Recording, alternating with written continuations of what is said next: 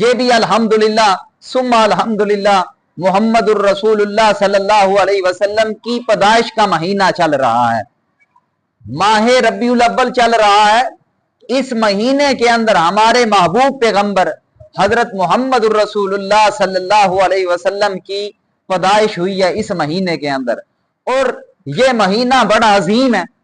کہ اس مہینے کے اندر آپ کسی بھی جگہ پر چلے جاؤ،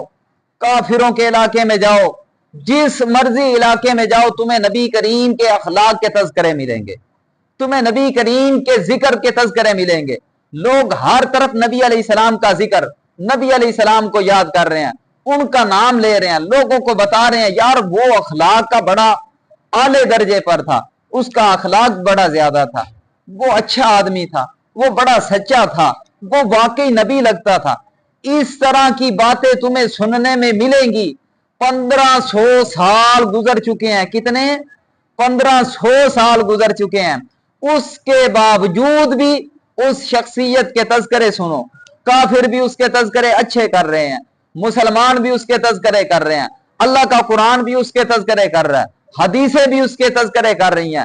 نبی کے سارے صحابہ بھی محمد الرسول اللہ کے تذکرے حسنہ کر رہے ہیں۔ اس لیے جب اتنا عظیم اخلاق کا مالک ہمارا نبی ہے، اتنی شان و شوکت کا مالک ہمارا نبی ہے، اتنے جاہ و جلال والا ہمارا نبی ہے،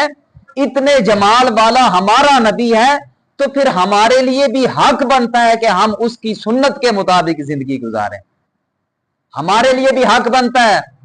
کہ ہم اپنی من چاہی زندگی کو چھوڑ دیں، اپنی شان و شوکت کی زندگی کو چھوڑ دیں، اپنے تکبر کو ذہن سے نکال دیں، دلوں سے نکال دیں، نبی کریم صلی اللہ علیہ وسلم کے اخلاق کے مطابق، نبی کی زندگی کے مطابق اپنی زندگی کو گزارنا شروع کر دیں۔